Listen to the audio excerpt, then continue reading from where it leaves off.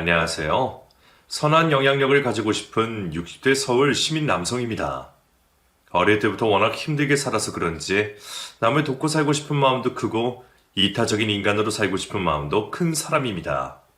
하지만 마음은 마음이고 인간으로서 그리고 현 시대의 이타적인 사람으로 사는 게 쉽지만은 않더군요. 특히 제 가족 일에는 더더욱 그랬습니다. 내 가족 힘들게 하고 아프게 하는 사람들에게는 선한 마음도 배려하고 싶은 마음도 들지 않더라고요. 얼마 전 우리 아들이 파혼을 하게 된 일이 있었는데 그 일만 생각하면 그 일로 상처를 크게 받은 아내와 아들에게 아직도 미안한 마음이 듭니다. 그래서 저는 요즘 고민이 참 많습니다. 우리 아내와 아들에게 상처를 준 그 인간들에게 어떻게 통쾌한 복수를 해야 하나 싶어서 말이죠. 원래 제 성격 같았으면 이런 일도 있을 수 있지 하고 대수롭지 않게 넘겨버릴 텐데 법적 공방까지 가게 되니 분노가 쉽사리 식지 않고 있습니다. 오늘 저는 이 법적 공방 사건의 전말에 대해 여러분들에게 이야기를 해보려고 합니다. 속상한 마음에 보내는 사연이니 여러분들이 저 좀 위로해 주셨으면 합니다. 제가 7살 때 저희 집에 아주 큰 불이 났습니다. 가난하지도 부유하지도 않고 그저 평범하면서도 화목한 가정이었던 저희 집은 그 불 하나로 모든 걸 잃고 말았죠. 집에 불이 났던 그날 밤 저는 부모님을 두 분을 다 잃게 되었습니다. 덕이나 큰아버지랑 큰어머니랑 같이 큰아버지 집으로 가자. 큰아버지가 우리 덕인이 잘 먹고 잘 살 수 있게 해줄 테니까 앞으로 큰아버지랑 같이 살자. 덕인이 그렇게도 괜찮지? 부모님 두 분이 한 번에 돌아가시고 나서 친척들 사이에서는 난리도 아니었습니다. 저 어린애를 누가 거둘 거냐며 네가 데려가라 누가 데려가라 난리도 아니었죠. 그때 저를 데려가겠다고 나선 유일한 사람이 바로 저희 큰아버지였습니다. 그래, 네가 덕인이 걷어가라. 솔직히 말해서 네가 죽은 태주 형이기도 하고 여기서 네가 형편 제일 좋은 건 사실이잖니. 거기다 너 아들도 없잖아. 덕인이 데려가서 양자로 키우면 너도 손에 볼 거 없다고 생각한다. 누나, 덕인이 일은 내가 알아서 할 테니까 누나는 더 이상 입려지 마세요. 이러니 저러니 할 거 없고 그냥 제가 데려가겠습니다. 큰아버지 집은 고모 말씀대로 부유했고 저보다 어린 여동생이 2명이 있었습니다. 사실 그땐 나이가 너무 어려서 어디로 가든 상관없었고 혼자만 있지 않으면 된다고 생각을 했는데 저는 큰아버지 집으로 가게 되면서 생각지 못한 엄청난 사랑을 받게 되었습니다. 덕이나, 앞으로 나한테 엄마라 불러도 되고 큰어머니라 불러도 되고 덕인이 하고 싶은 대로 하면 돼. 네가 뭐라고 부르든 덕인이는 앞으로 우리 아들인 건 변함없다는 것만 알아도 알겠지? 큰아버지도 큰아버지지만 큰어머니가 저를 친아들처럼 정말 잘 챙겨주셨습니다. 아버지와 어머니 모두 제가 한참 어릴 때 돌아가시긴 했지만 저는 큰아버지와 큰어머니에게 부족함 없는 사랑을 받고 자라게 되어 결핍 따윈 느끼지 못했습니다. 그래도 두 분에게 마냥 신세를 지고 손을 벌릴 수 없었던 저는 고등학교 돼서부터 스스로 용돈을 벌었습니다. 덕이나, 너 이 추운 날 왜 아침마다 그렇게 나가는 거야? 너 설마 우유 배달이니 신문 배달이니 뭐 그런 거 하는 거 아니지? 어머니, 앞으로 제 용돈은 제가 벌어다 쓰려고요. 아버지랑 어머니한테 언제까지 돈 받고 살 순 없잖아요. 덕이나 됐어. 응? 아버지가 돈을 못 버는 것도 아니고 너 하나 좀 먹여 살리는 거 일도 아닌데 네가 왜 그렇게까지 사서 고생을 하니? 그리고 날도 추워서 빙방게 많을 텐데 위험하니까 당장 그만둬라. 돈 조금씩 모아서 대학 등록금에도 보탬이 되도록 해야죠. 많이 힘들거나 위험하다 싶으면 바로 그만둘 테니까 어머니 너무 걱정하지 마세요. 가정 형편이 어려워서 일을 시작했던 게 아니어서 그랬는지 저는 일하는 게 너무 재미있었습니다. 겨울방학 땐 친구들이랑 붕어빵과 호떡을 만들어 팔기도 하며 행복한 학창시절을 보냈었죠. 그렇게 늘 행복하기만 하던 저희 집에도 불행이란 녀석이 처음 찾아온 적이 있었는데 제가 군대를 막 전역했을 때 저희 큰아버지가 간암 판정을 받게 된 것이었습니다. 의사 선생님 말로는 지금 아버지 간 이식 수술 받는 거 아니면 치료 방법이 없다고 주변에 이식 가능한 사람을 찾아야 된다고 하시더라. 어머니, 제가 할게요. 당연히 제가 해야죠. 어머니는 연세도 있으시고 여자니까 절대 안 되고요. 우리 동생들도 어리고 여잔데 어떻게 걔네들한테 하라고 하겠어요. 건강하고 남자인 제가 해야죠. 아버지가 허락을 해주실지 모르겠지만 우리 가족 중에 한 명이 이식을 해주는 걸로 해보자, 덕이나. 큰아버지는 저에게 간이식 받는 것을 극구 거부하셨지만 결국엔 저에게서 간이식을 받고 건강을 잘 회복하셨습니다. 큰아버지가 워낙 무뚝뚝한 분이셔서 저에게 별 말씀을 안 하시는 분이신데 간이식을 받고 나서 처음으로 제 앞에서 눈물을 흘리시며 말했습니다. 내가 이러려고 너를 데려다 키운 게 아닌데 상황이 이렇게 되니까 내가 이러려고 너를 데리고 온 것 같아져서 너한테 너무 미안하고 널 볼 면목이 없다. 정말 미안하다, 덕이나.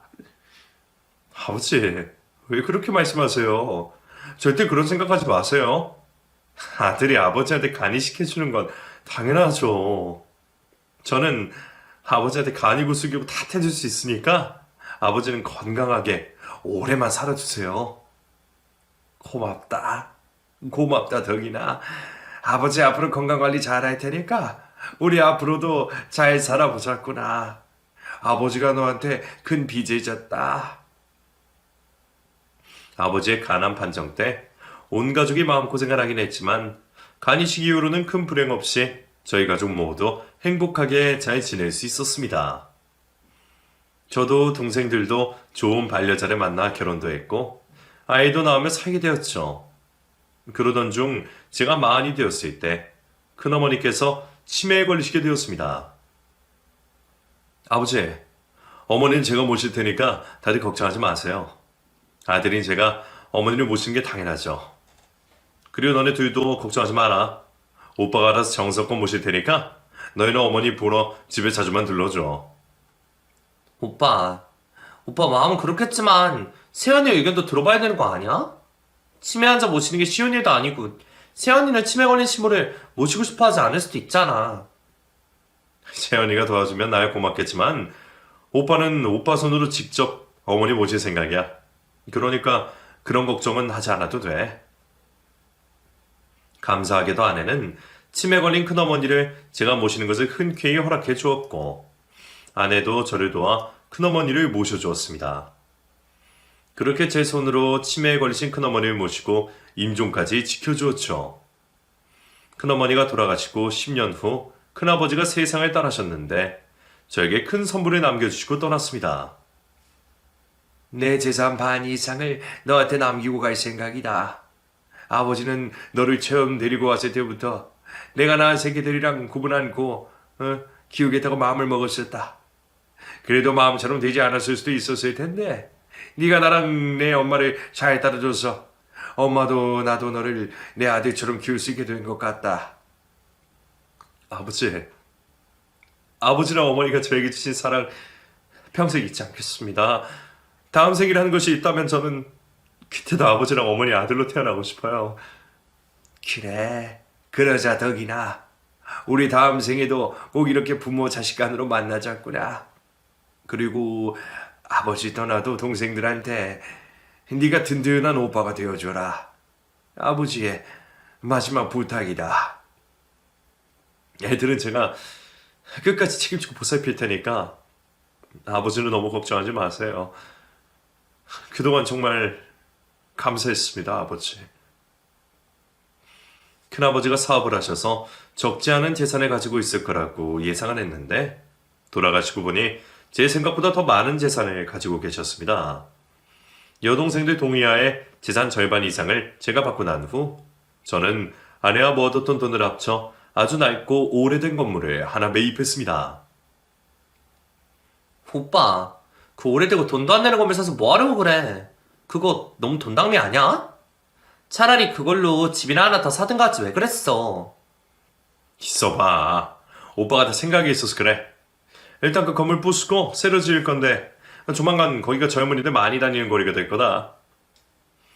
다들 그 건물 매입을 뜯어 말렸지만 제가 직접 공부하고 제 정보통에 의하면 거기가 곧 젊은이들이 많이 다니는 곳이 될 거라는 예측이 있었습니다.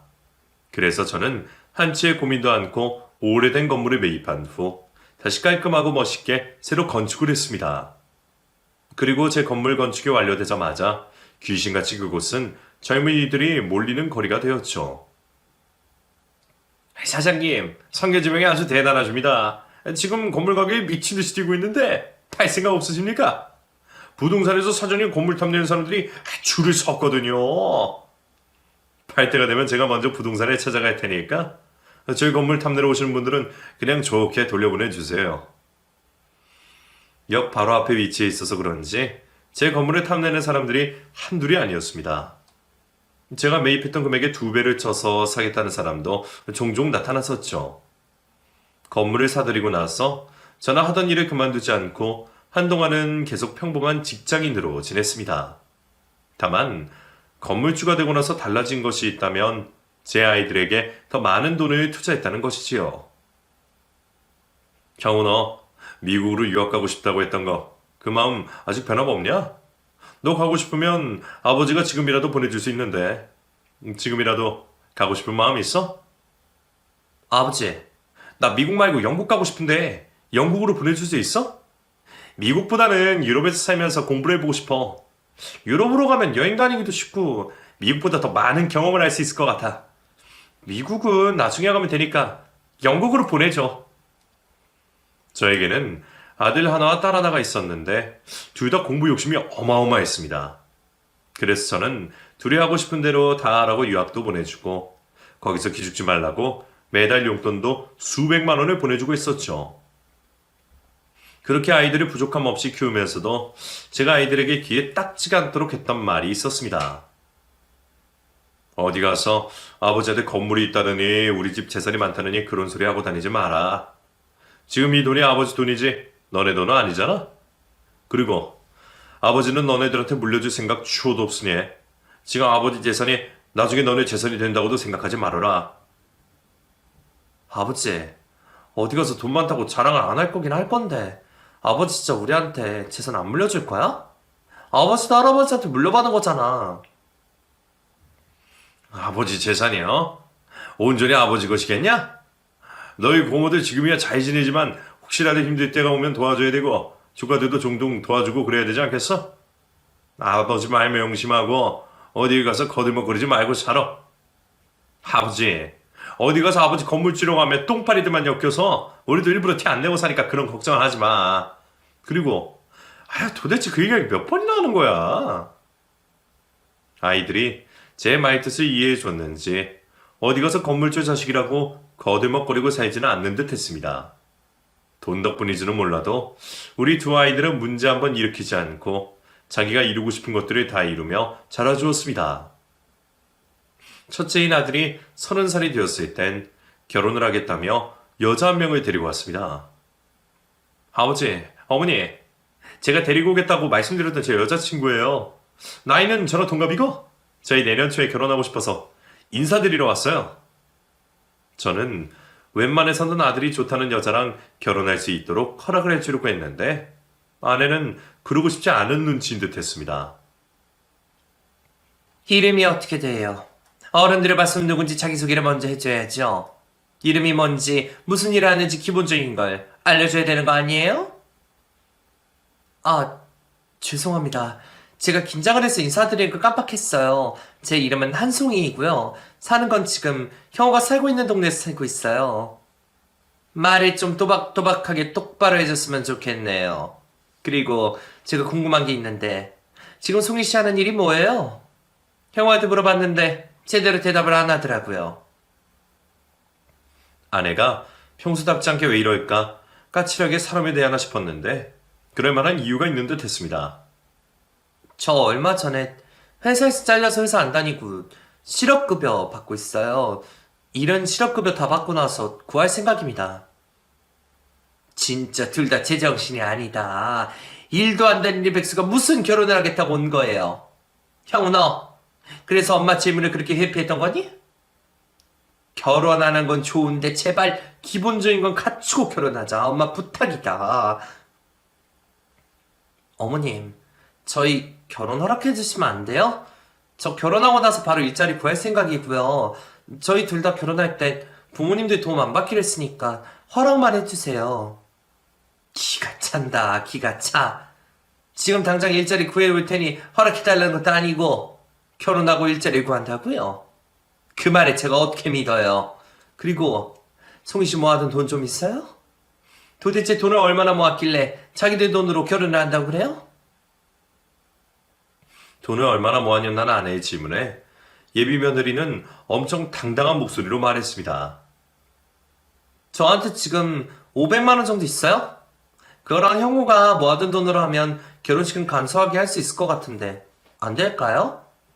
그리고 저희 신혼집은 형우 앞으로 전세 대출 받아서 방 2칸짜리 빌라 구할 생각이에요. 부모님들한테 정말 손 안 벌리고 저희가 가지고 있는 걸로 결혼할 테니 허락만 해주세요.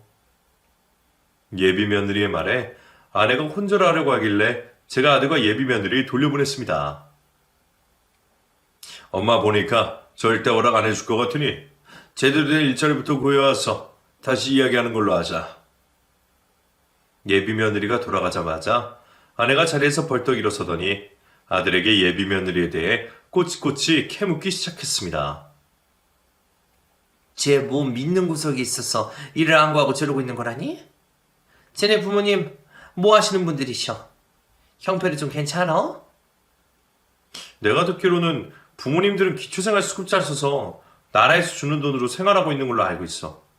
그리고 밑으로 남동생 한 명 있는데 동생은 지금 군대에 있다고 하더라고. 미치겠다, 미치겠어. 기초생활수급자라서 나라에서 돈 받고 생활하는데 일도 안 구하고 저러고 있다고? 이게 지금 말이 되는 소리야? 너는 어떻게 데리고 와도 저렇게 답이 없는 애를 데리고 왔니? 집이 그렇게 힘들고 가난하면 사람이 성실하고 부지런하기라도 해야 될 거 아니야. 엄마, 그래도 애는 착해. 사람은 착하니까 내가 이렇게 데리고 왔지. 내가 아무 생각도 없이 데리고 왔겠어? 송이가 어른 대하는 걸 어려워해서 조금 부족해 보이는 부분은 있지만 애교도 많고 사랑스러운 사람이야. 엄마도 결국엔 송이 마음에 들어하게 될 거야. 아니, 나는 절대로 저의 마음에 들어하지 않을 것 같아. 너는 어떻게 보는 눈이 없어도 그렇게 없니? 너희 아버지 반만 닮아봐라. 그럼 엄마가 이렇게 반대까지는 하지 않을 거 아니야. 솔직히 아내만큼은 아니더라도 저도 예비 며느리가 그렇게 마음에 들진 않았습니다. 가난한 거 둘째치고 뭔가 삶을 열심히 살지 않는 사람 같아 보였다고나 할까요? 그래도 저까지 아들에게 뭐라고 할 수 없어 지켜만 보는데 아들이 이렇게 말했습니다. 그리고 내가 먼저 좋아해서 쫓아다니다가 만나게 된 거야. 우리 지금까지 싸움 한 번 하지 않고 잘 만났는데 엄마 때문에 나 송이랑 헤어지게 되면 어떡할 거야? 나 진짜 송이 엄청 좋아한단 말이야. 내가 볼 땐 쟤 우리 집 돈 보고 나랑 결혼하는 것 같아. 너랑 결혼해서 한몫 챙기려고 그러는 거라고. 안 봐도 뻔한데 너는 그게 눈에 안 보이니? 송이는 우리 집 사정 어떤지 정확히 몰라. 송이한테 우리 집에 건물 있다고 말도 안 했고 그냥 평범한 집이라고만 했어. 형우야, 어른들이 괜히 비슷한 집안끼리 사돈을 맺으라고 하는 줄 아니? 차이가 나도 너무 나고 인격적으로도 나는 분명 별로일 거라고 확신해. 송이 걔만 봐도 걔네 부모님들이 어떤지 눈에 훤히 보인다고. 저는 아내의 의견에 따르기로 했는데 그날 이후 아들은 지 엄마를 쫓아다니며 괴롭혔습니다. 아들은 엄마를 괴롭혀서라도 결혼 허락을 받을 작정인 듯 했습니다. 엄마, 결혼 허락해 달라고. 우리 절대로 아버지한테 손 안 벌릴 테니까 제발 결혼 허락해 줘. 말은 그렇게 하면서 정말 필요할 때 도와달라고 했지 어떻게 알아? 그리고 너희 처가 책임질 수 있어? 처가를 내가 왜 책임져? 송이도 그럴 필요 없다고. 우리 둘만 잘 먹고 잘 살면 된다고 그랬단 말이야. 그게 가능할 것 같니? 너 같은 사이 얻으면 거기는 옳다거나 하고 어떻게든 뭐라도 얻어내려고 할 텐데 그게 가능하겠냐 말이야. 아들과 아내는 거의 한 달 넘게 싸우듯 지냈는데 결국 아내가 힘에 부쳐 더 이상 아들을 이기지 못하겠는지 먼저 백기를 들었습니다. 아내의 결혼 허락이 떨어지자마자 바로 상견례 날짜가 잡혔는데 상견례 날 예비 사돈을 보자마자 저는 왜 아내가 그토록 아들의 결혼을 반대했는지 이해할 수 있게 되었습니다. 사돈 두 분 우리 애들 살집 해주실 거죠? 애들 말로는 자기들이 구한다고 하던데 그러지 말고 두 분이 해주세요. 두 분도 애들이 고생하는 거 보고 싶지 않으실 거 아니에요? 자리에 앉자마자 예비 사돈은 인사도 건네지 않고 바로 저희에게 아이들 신혼집을 해주라고 말했습니다. 아내와 제 엉덩이가 의자에 닿기도 전이었는데 예비 사돈의 말에 저와 아내는 앉지도 서지도 못하고 어정쩡한 자세를 취할 수밖에 없었습니다. 그러거나 말거나 예비 사돈은 계속 떠들어댔습니다. 두 분 우리 집 사정은 잘 아시죠? 저희는 나라에서 지원해줄 정도로 가난하고 못 먹고 살아서 예단이니 예문이 그런 건 절대 못 해드립니다. 사부인? 저희 아직 자리에 앉기도 전입니다. 뭐가 그렇게 급해서 그런 이야기부터 꺼내시는 건가요? 저희 인사부터 좀 나눌까요? 냉소적인 아내의 말에 예비 사돈은 기분이 나빴는지 헛기침을 하며 찬물을 들이켰습니다. 저희가 자리에 앉자 예비 사돈은 물컵을 내려놓고 하던 말을 이어갔습니다. 솔직히 두 분은 건강한 며느리 얻는 것만으로도 감사하게 생각하시면 될 것 같습니다. 어차피 얻을 것도 없는 집안인데 그것만으로도 충분하지 않나요? 저희가 뭐 달라고 한 것도 아닌데 왜 자꾸 그런 이야기만 하시는 건가요? 어차피 애들 부모들한테도 손 안 벌리고 결혼한다는 조건으로 허락받아갔으니 그 이야기는 더 이상 안 해도 될 것 같습니다. 저희 애들한테 아무것도 안 해줄 거고 사돈들한테도 아무것도 바라지 않을 테니 그렇게 알아주세요. 아내가 냉정하게 결론을 지어버리자 예비 사돈은 꿀먹은 벙어리 마냥 아무 말도 못하고 눈만 끔뻑이며 아내를 똑바로 쳐다봤습니다. 예비 사돈은 마치 저희가 기싸움이라도 하러 온 듯만 그렇죠. 그나저나 송이 말 들어보니까 두 분 엄청 비싼 아파트에 사신다고 하던데 두 분 하시는 일이 어떻게 되세요? 인터넷에 검색해보니까 그 집만 해도 20억은 좋게 넘는 것 같던데 자가는 맞으시죠? 하이, 그런 걸 직접 또 다 찾아보셨습니까? 이 사람은 젊을 때 간호사 일을 했고 저는 공기업 다니면서 일을 하다가 명예퇴직했습니다. 지금은 성수역 근처에 있는 건물 관리하면서 지내고 있고요. 이 정도면 대답이 충분할까요? 그래요? 집이 좋다길래 난 또 뭐 대단한 일을 하시나 했는데 저희랑 별반 다를 건 없네요. 뭐 물려받으신 거라도 많으신가 봐요. 아님 로또라도 했나?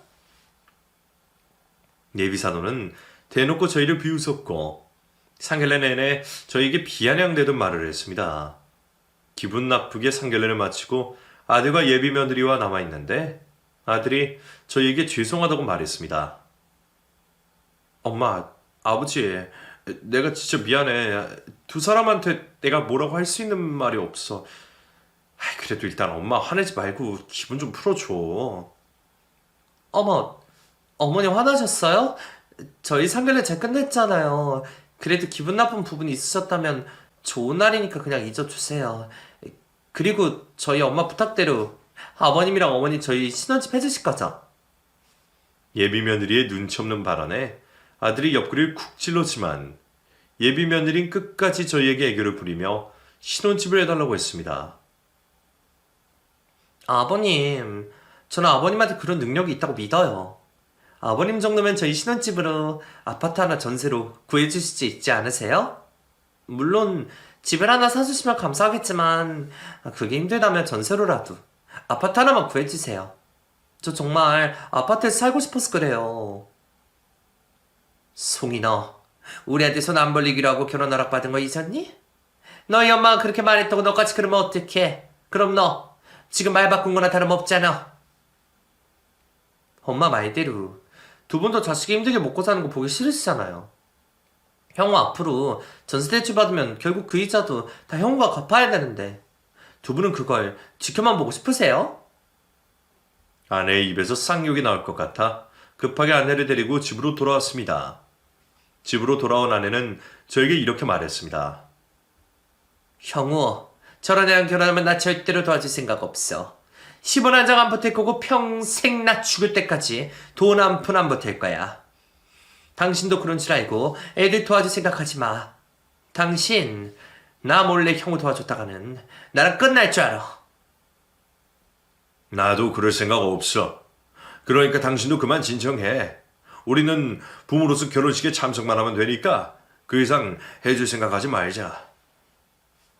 아들의 고집대로 강행하는 결혼식인 만큼 아내와 저는 아들 결혼 이후 그 어떤 경제적인 도움을 주지 않기로 약속을 했습니다. 그리고 저는 아들이 알아서 하길 바라며 아들 결혼식에 신경을 끊고 일상으로 돌아왔습니다. 당시 일을 그만두고 매일같이 제 건물로 나가 관리를 하던 제가 겨울을 맞이하여 1년 만에 호떡과 붕어빵 장사를 하는 천막을 열었습니다. 아이고 사장님 오늘부터 호떡 장사하시려고요? 사장님 호떡 장사한다는 소문하면 근처에 사시는 노인분들 버섯바라 달려오시겠네요. 여기 근처에 있는 애들이랑 노인분들 나눠주려고 취미삼아 하는 거니까 소문 많이 나면 좋죠. 주변에 소문 좀 많이 내주세요. 저는 겨울마다 저희 건물 앞에서 취미로 호떡과 붕어빵을 장사를 했는데 말이 장사지 그걸 만들면서 그 근처에 사는 아이들과 노인분들에게 무료로 나눠주는 재미로 장사를 했었습니다. 그해 처음으로 호떡 장사를 개시한 첫날이었어요. 그날만큼 기분 좋은 날이 또 없는데 저 멀리 누군가 성큼성큼 다가왔습니다. 사돈 여기서 지금 뭐하고 계시는 거예요? 호떡 장사라니 이게 말이나 되는 소리입니까? 고개를 들어보니 예비사돈이 제 앞에 떡하니 서 있었습니다. 그것도 아주 심각한 표정을 하고서 말이죠. 예상치 못한 곳에서 만나 놀란 제가 아무 말도 못하자 예비사돈이 저에게 화를 내기 시작했습니다. 성수역 근처에서 건물 관리해야 한다는 거 순뻥이셨군요. 이런 곳에서 이딴 장사를 하고 있을지 누가 알았겠어요. 아니 사돈이 여기 웬일이세요? 집이 의정부라고 알고 있는데 무슨 일로 여기까지 오신 거예요? 이 근처에서 일하고 있다고 하시길래 어디서 무슨 일을 하는지 궁금해서 몇 날 며칠 이 근처를 돌아다녔어요. 그러다 오늘 우연히 발견한 건데 사돈 여기서 도대체 뭐 하는 짓이세요? 예비사돈이 단단히 오해를 하고 있는 것 같아서 오해를 풀어드리려고 했는데 예비사돈은 제가 끼어들지도 못하게 쉴 틈 없이 자기 할 말만 내뱉었습니다. 좋은 아파트 산다고 해서 설마 건물주라도 되는 거 싶었는데 그것도 아니고 겨우 호떡 장사라는 사람이라니. 이럴 줄 알았으면 제가 그 상견례 자리에서 우리 딸 결혼 못 시킨다고 말했을 거예요. 그리고 사돈도 저처럼 솔직하게 형편이 어려우면 어렵다고 하면 되지. 왜 건물 관리니 어쩌니 그런 소리 하신 거예요. 아니 그리고 이딴 일이나 하시는 분이 그런 아파트에서 어떻게 살고 있어요? 배서방 영국 유학도 다녔다고 하던데 사돈 집에 빚이 얼마나 있다는 거죠? 나 진짜 이딴 집에 내 딸 못 보내요. 예비사돈의 말이 끝나고 제가 입을 열려고 할 때 저희 건물 경비 아저씨가 다급한 목소리를 내며 저를 불렀습니다. 사장님, 경찰이 불법 노점 아니냐고 신고받고 왔다는데 제가 아니라고 해도 믿지를 않네요.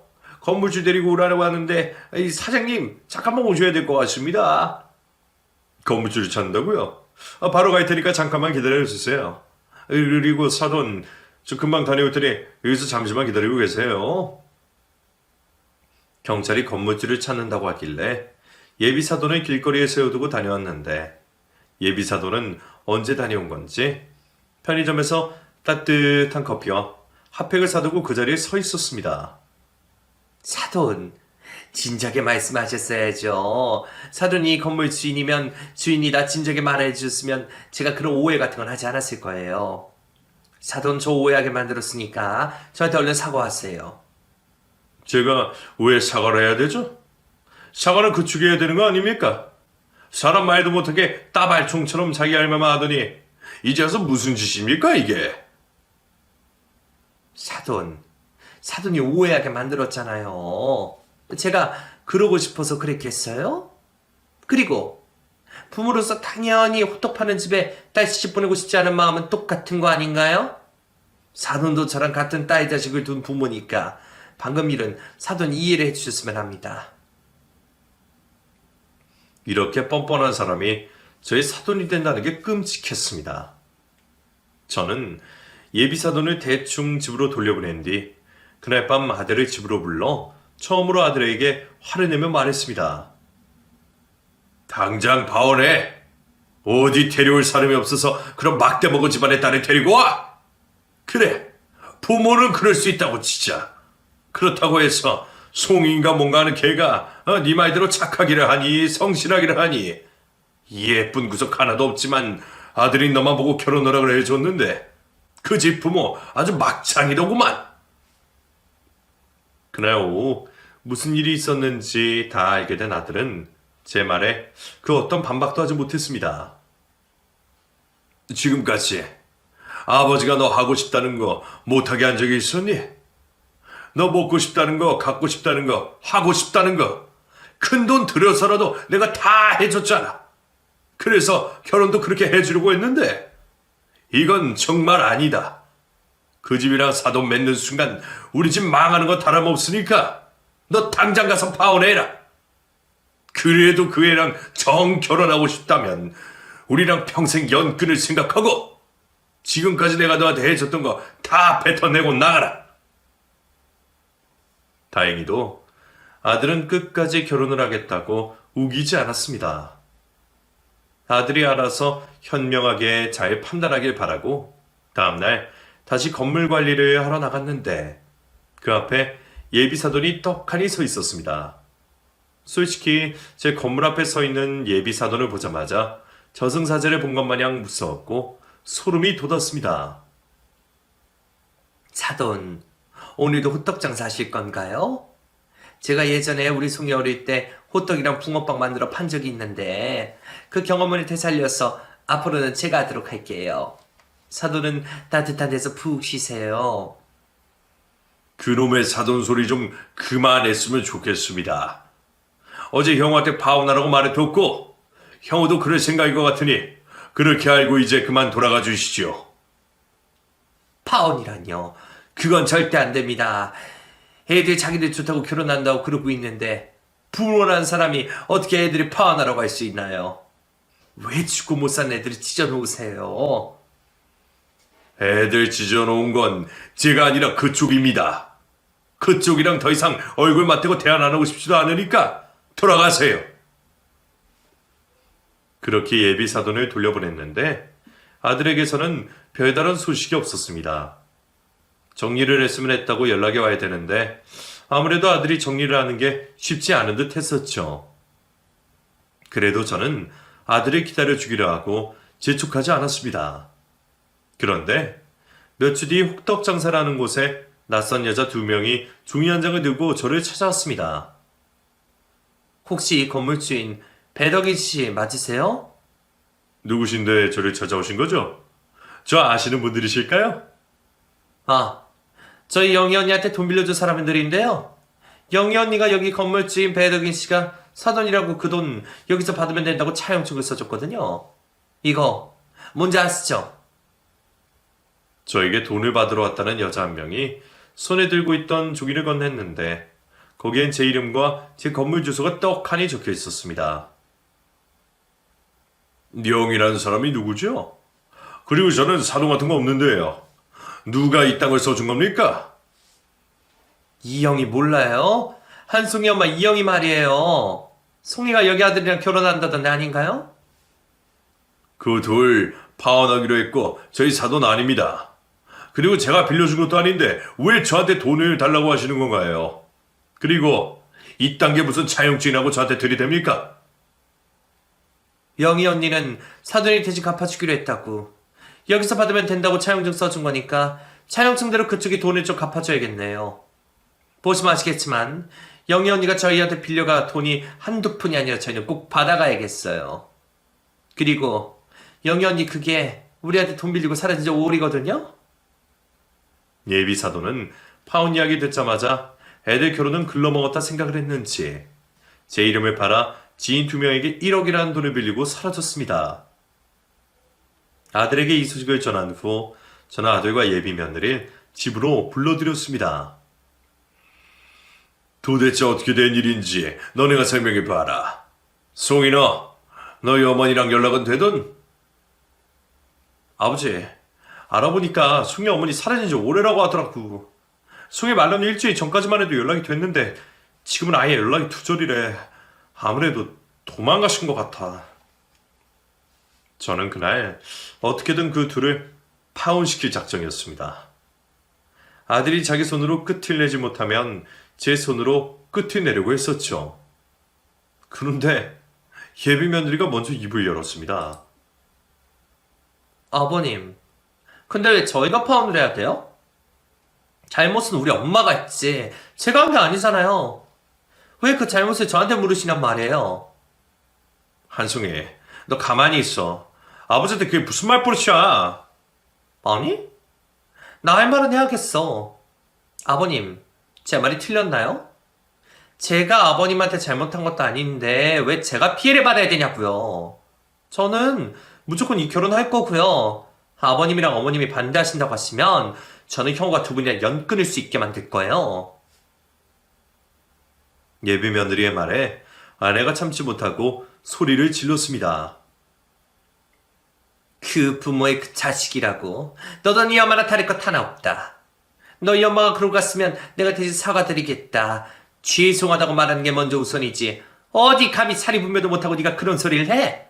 너는 부끄러움이라는 거 전혀 모르는 아이로구나. 엄마랑처럼 묻지 마시라고요. 저는 저거 엄마는 엄마잖아요. 딸 버리고 간 엄마를 대신해서 왜 제가 사과를 해야 되는 거죠? 그리고 어머님, 부모가 자식을 이길 수 있을 것 같아요? 어머님은 절대 저 못 이겨요. 어머님은 제발 그냥 좀 빠지시라고요. 어머님이 그렇게 유난히 떠시니까 형과 이러지도 저러지도 못하고 있는 거잖아요. 제발 형은 좀 내버려 두세요. 나으면 다 부모 자격 있는 줄 아세요? 그 순간 아들이 예비 며느리의 뺨에 손을 댔습니다. 아들이 예비 며느리의 뺨에 때리자마자 아내가 소리를 지르며 아들을 붙잡아 세웠습니다. 형우야, 아무리 그래도 여자 몸에 손을 대서는 안 되지. 도대체 뭐 하는 짓이니? 야, 한송이! 내가 어떻게든 너만큼은 내가 데리고 가려고 했는데 안 되겠다. 우리 파혼하자. 이건 너희 엄마만의 문제가 아니라 너도 문제가 있어. 나 너같이 인성 파탄난 애랑 못 사니까 그렇게 알고 내 눈앞에서 당장 사라져. 예비 며느린 눈물을 흘리면서도 눈 한 번 깜빡하지 않고 소리를 질러댔습니다. 아니? 난 절대 파혼 못해. 너랑 못 헤어진다고. 그리고 네가 어떻게 나를 버릴 수가 있어? 너는 내가 가난해도 상관없다면서. 나 가난해도 나 사랑한다고 했었잖아. 가난한 건 상관없어. 가난하든 말든 그건 나랑 상관없지만 우리 부모님들한테 함부로 막대하는 건 절대 못 참아. 아들은 파혼 후 하던 일을 그만두고 미국에서의 취업을 위해 미국으로 가버렸습니다. 이제 좀 집안이 잠잠해지려나 싶었는데 예비 사돈에게 돈을 빌려준 그 채권자들이 제가 돈을 갚지 않는다며 저를 고소했습니다. 결국 저는 살아생전 처음으로 변호사를 선임해 그 채권자 2명과 싸우고 있습니다. 보나마나 제가 이기는 싸움이긴 하지만 제가 내 소중한 시간과 돈을 들여가며 왜 이러고 있어야 되는지 모르겠습니다. 어떻게든 도망가버린 그 예비 사돈을 찾아서 혼쭐을 내고 싶은데 찾을 길도 없고 솔직히 찾아가서 제가 복수를 하면 또 어떻게 하겠나 싶습니다. 그 집만 생각하면 아직도 속에서 천불이 나지만 그런 저를 보며 아내가 이렇게 말을 합니다. 우리 지금까지 세상을 긍정적으로 좋게만 바라보고 살아왔으니까 이번 일도 좋게 생각하자. 우리 형우 결국엔 그 인연 끊어내서 새 출발했으니 그걸로 만족하자, 여보. 우리 아내는 참 현명하고 지혜로운 여자입니다. 여자 말 잘 들으면 자다가도 떡이 생긴다는데 저는 아내 말 잘 듣고 이 분노를 어떻게든 식혀야겠습니다. 여러분이 봐도 제가 아내 말을 듣는 게 맞아 보이죠? 여러분이 봐도 그게 맞는다면 저는 아내 말을 잘 듣는 남편이 되어야겠습니다. 부디 여러분들의 가정에는 평안하시기만 바라겠습니다. 감사합니다.